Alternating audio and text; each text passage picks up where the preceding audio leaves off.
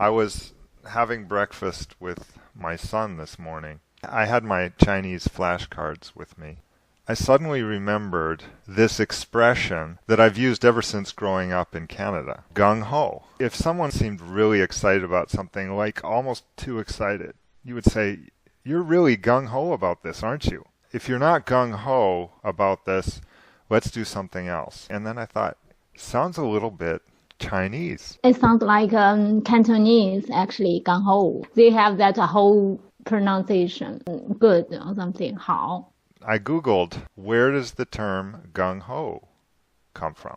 A slang motto of a battalion back in World War II. It said they were located in the Pacific, so I'm thinking, oh, maybe.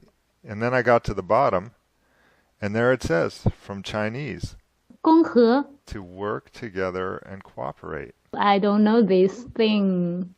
It's an anglicized pronunciation of Gung-ho. 恭和. To anglicize any Chinese word, you're going to have to change a second tone into a fourth tone because you cannot give it proper emphasis in English if you end it like it's a question.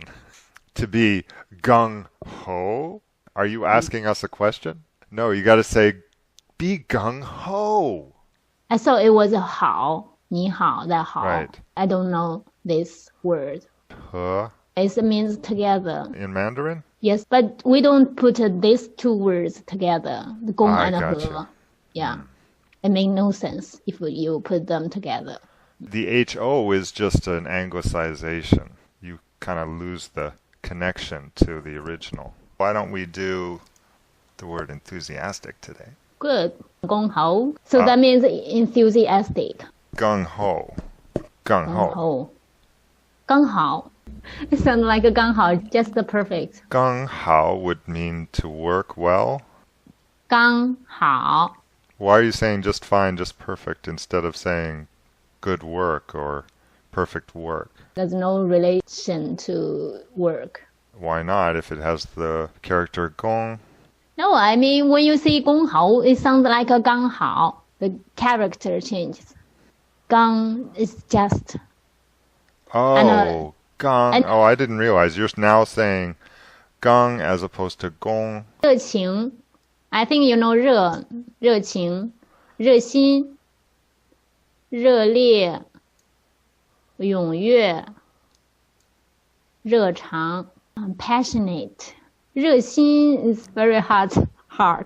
You are always willing to help people. So you can say, oh, this person is a 热心的人.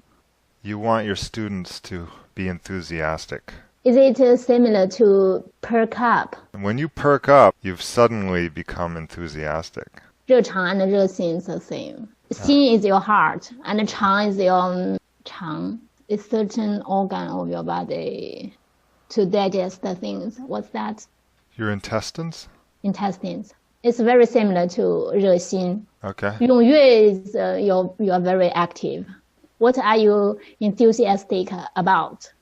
I'm enthusiastic about designing great software, but the programming itself is a little bit like the grunt work. If I won a lottery, I would start a business and just design stuff and have other people do the grunt work. You had some trouble with the pronunciation? You correct a ton of times for me. Enthusiastic. You nailed it.